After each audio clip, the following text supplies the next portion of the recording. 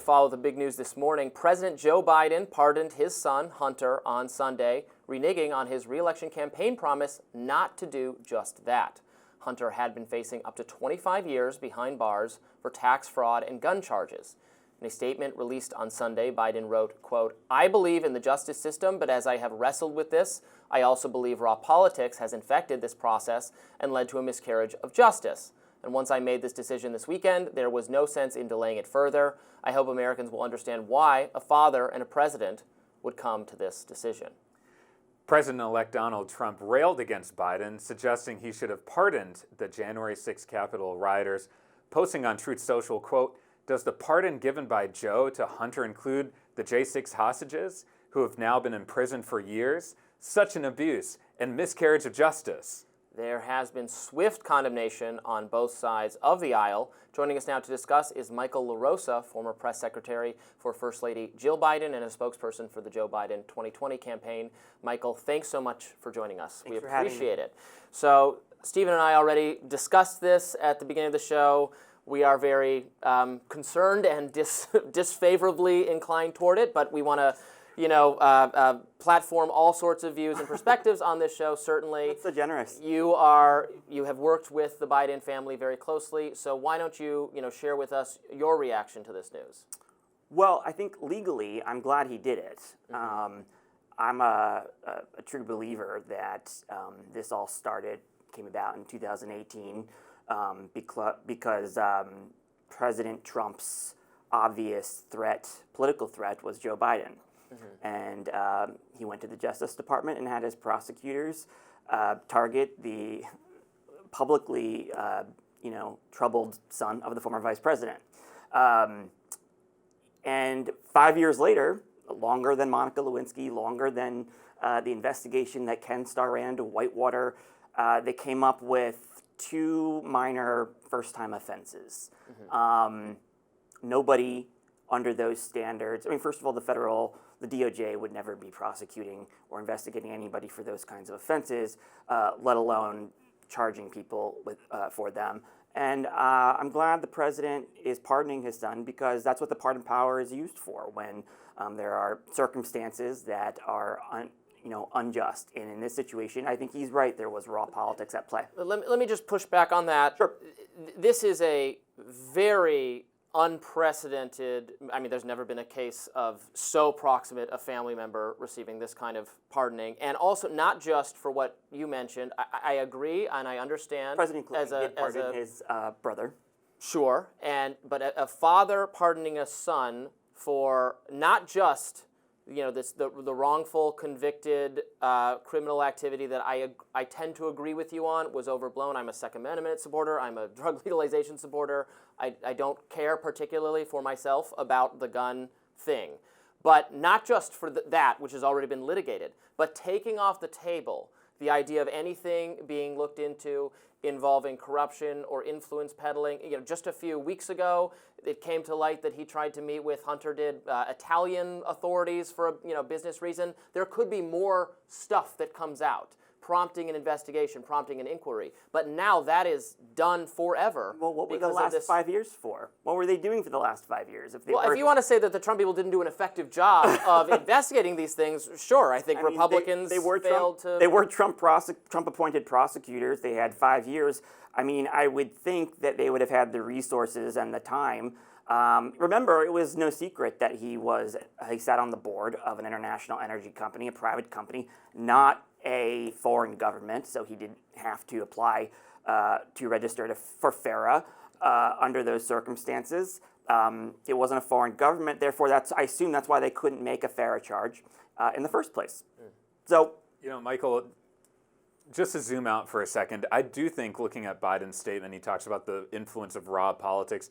I think there's a chance that that's true.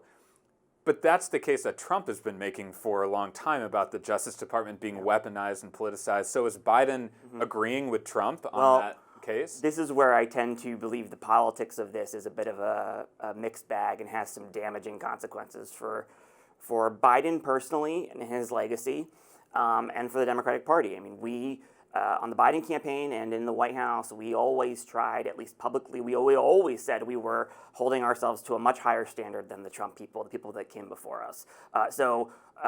You know, it looks kind of like the president only discovered this was raw politics over the weekend.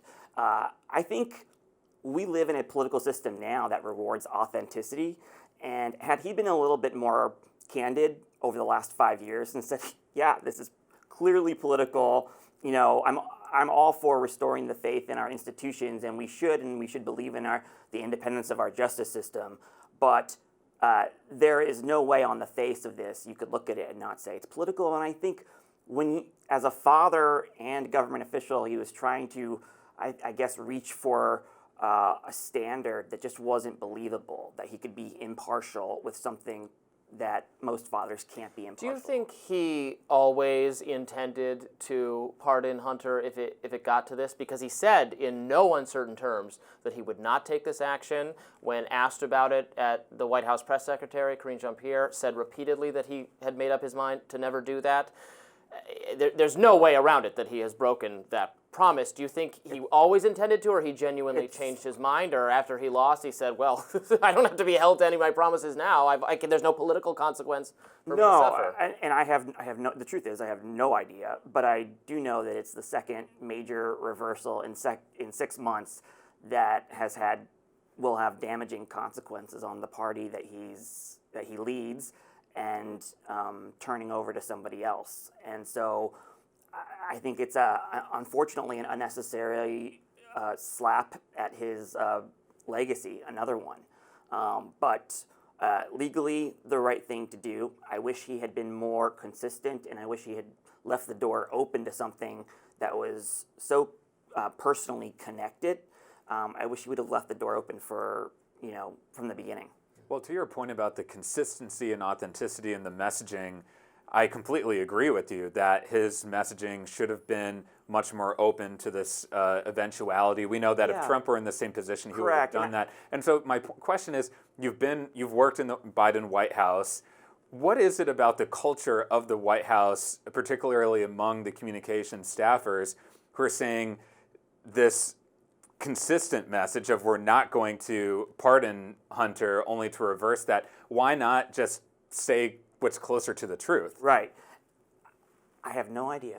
But I was a huge advocate for shining a light on vulnerabilities, turning weaknesses into strengths, and transparency. And I was up against a lot of resistance. And as an outsider, I was not at the top of the seniority list, and certainly they didn't want to hear that from me. But you make a really good point, and one that I've always struggled with. And I don't know if the president is a victim of a very bad gut or very bad guidance that he consistently gets when it comes to public relations and communicating in a modern media environment. I really do think voters reward imperfections, loyalty, vulnerabilities. In fact, that's what people connected with Joe Biden the most on that he wears his heart on his sleeve, and that he is candid. And the fact that he wasn't, and the fact that he was sort of placed on this leash over the last 2 years, and really the humanity in Joe Biden that everybody has always appreciated, that he received enormous goodwill for over the years, was kind of taken away. And ultimately, I can't say enough that I have always, tried to show a different route for them to take when it comes to being transparent, and why candid and honesty and direct communication is actually just a rewarding principle now in politics because of the media age we live in. And I think as a Democrat, I'm scared to say that if there's one great contribution Trump has made, it is the fact that being yourself gets rewarded by voters. How do you think Democrats should handle this? They seem a little split right now. I saw, for instance, Colorado Governor Jared Polis strongly denounced the move while expressing sympathy for the position Joe Biden was in. Eric Holder responded to that, saying, no, this was the right thing to do. So I've seen many people defending it. I've seen many people not defending it.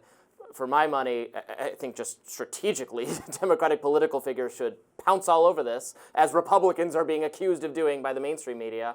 What advice would you give? Yeah, I mean, it's a good point, and I actually haven't thought about how I would advise somebody else on this right now, because the president's an easy target. He's put himself in a position to become an easy target. But wouldn't distancing oneself from him, isn't that a failing of Kamala Harris, that she didn't, at least, at a time where Americans showed they had a massive appetite for change, that she didn't say she would do anything differently?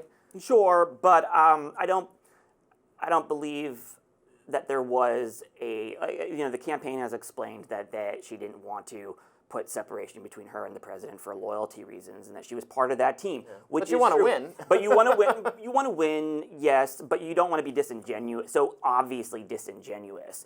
And there were ways, I strongly believe, to communicate, for example, on fracking, that she could have talked about how much damn oil we've been drilling for the last 4 years, more than Trump ever did. And she didn't talk about any of that. And she could have just said, you think I'm actually going to ban fracking? Look what we have done. Biden-Harris has done for the last 4 years. He didn't come close to creating more barrels of oil, millions of barrels of crude oil a month than we have over the last 4 years.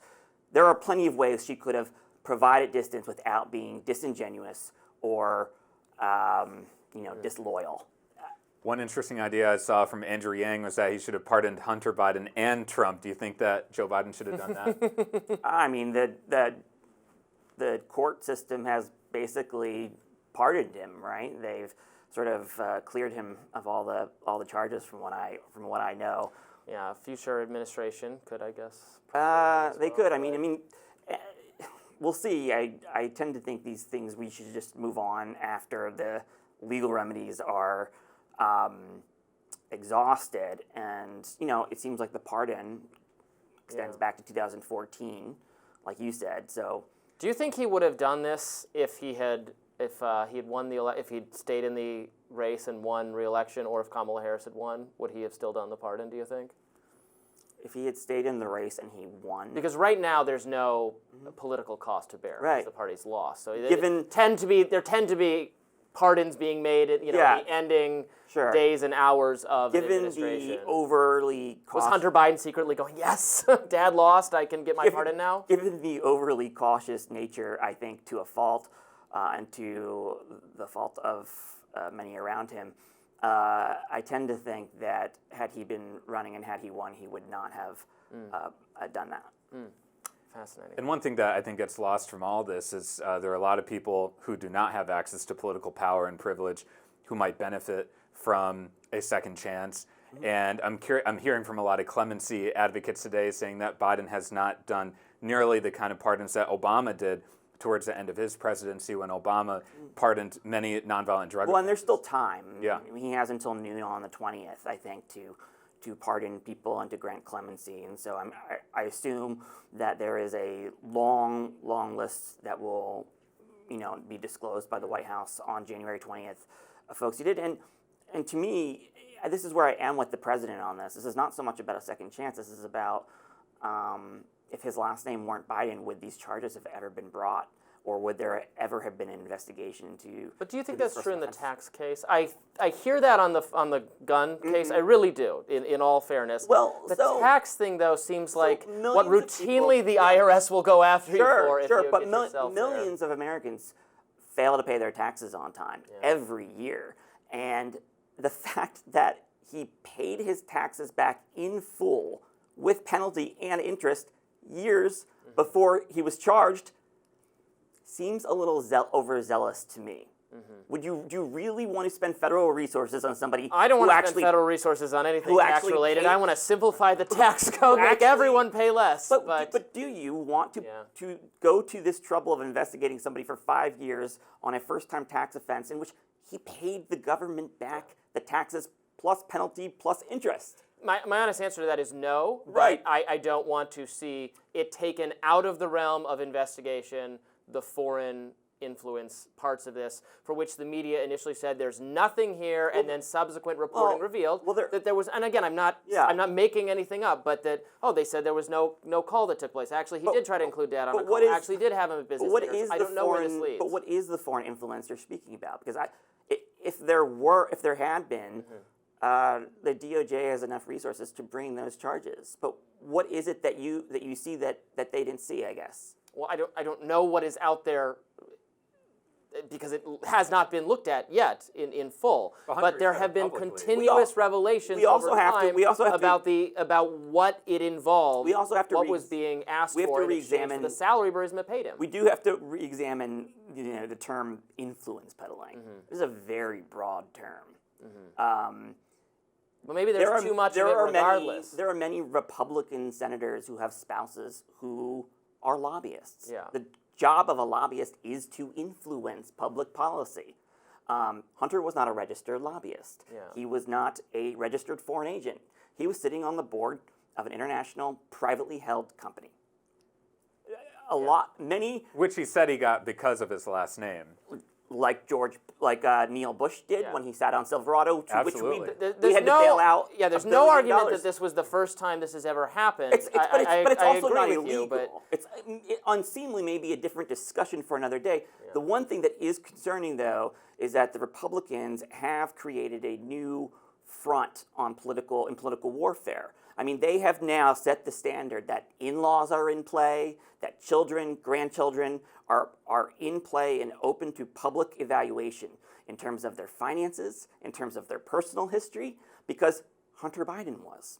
So what is the standard for the chairman of the Senate Finance Committee? Where are his kids getting his money? Getting their money. Well, should we examine everybody? Yes, now? I think that's okay, and could be to the benefit of the American people to have not your 14-year-old, but someone who is politically or financially benefiting from your cozy relationship with the industries you're supposed to be regulating. If that gets a second look, that sounds fine by me. And if the Democrats have any balls, they will now take this to campaigns and evaluate every candidate and challenger the same way that Joe Biden's family was evaluated on. All right, Michael LaRosa, we appreciate you coming on the show to make the case. We want to hear from all sides. We do appreciate it. More Rising coming up right after this.